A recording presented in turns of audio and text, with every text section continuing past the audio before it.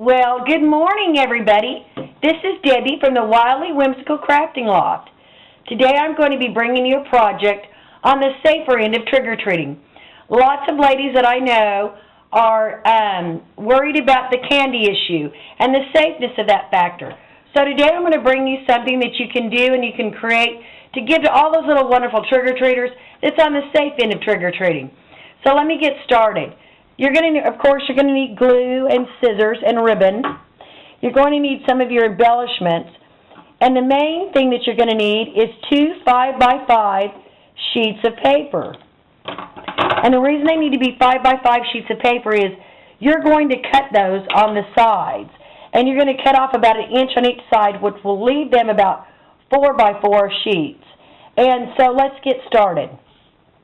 Once you have these pieces of papers and you have them cut to the 5x5, and you can choose any color you wanted. I just chose this brown because it looked more like fallish and Halloween-y. So what I did was I went through and I inked my papers and shaded them and everything. And if you watch my video on inking and shading, you'll know how that's done. So I'm not going to do that on this video. So what I want you to do is I want you to go ahead and glue these 5x5 sheets of paper, one to another, just like that. You're going to glue them back to back. If you have any loose edges, go ahead and trim those off with your paper trimmers.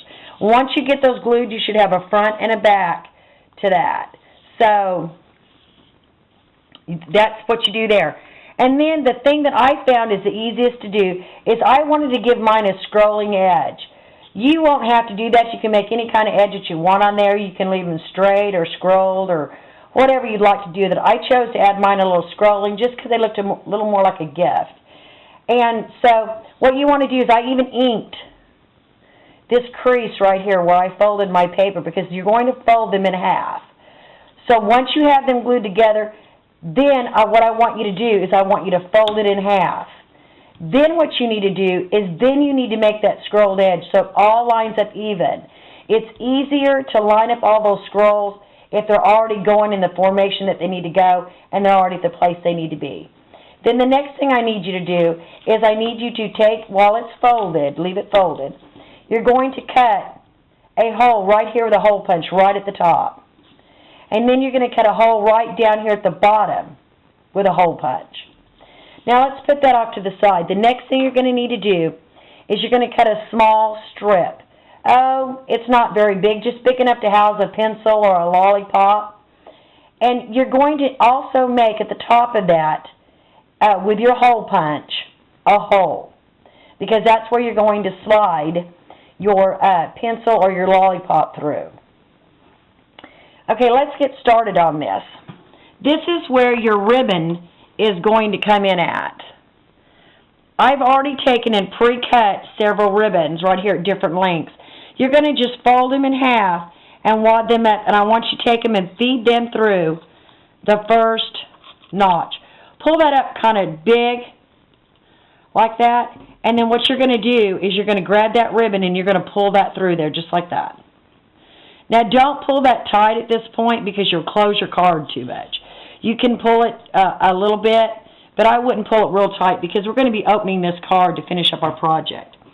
The next thing I need you to do is I need you to take the little strip right here that you've made, and what you're going to do is you're going to just put glue on the back of that. And this doesn't need to have 2 sheets on it. Just one is fine because it's not going to show. Right up underneath that ribbon, I want you to press that down in there because that's where you're going to put that pencil in at.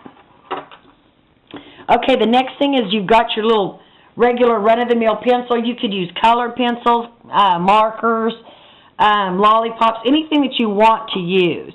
And then the next thing I did was I used a pre-cut die cut that was already made because it just had that Halloween feel to it.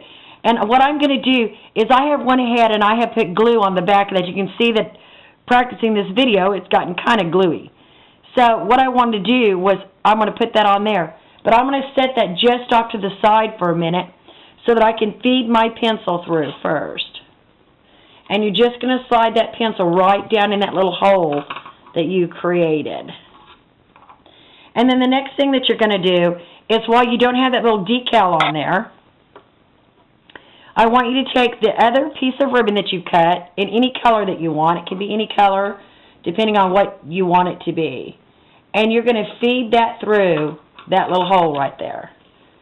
And then you're going to feed it through on this side, this hole, just like this. Now that you've got that there, give yourself enough room to place your decal that you were working with that you're going to put on the top of that pencil. And like I said, it just made it look a little more like a Halloween event. So I went ahead and I'm just capping off the top of that pencil with a die cut. And now with your hands, I want you to go ahead and fold that down just like that. And this is what you're going to this is how you're going to hold this closed, so that when the trick-or-treaters get it, it's a cute little gift and it's not all open and the pencil falls out and all that good stuff. So this is what you're going to do. You're going to simply tie a bow, and that nice and tight. That way it's easy for them to get open. I would not suggest a knot. Your trick-or-treaters will have to have their mom and dad cut that. But this is just a cute little safe trick-or-treating gift. I actually seen this project done with lollipops, and it's absolutely adorable. So I would want to encourage you to try that. Also, now that you've got that, pull this up good and tight, just like this. And now you have all these streamers.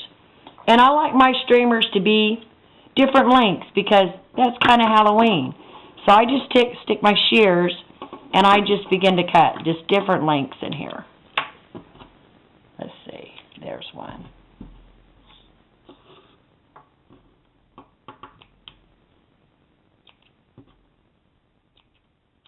Okay.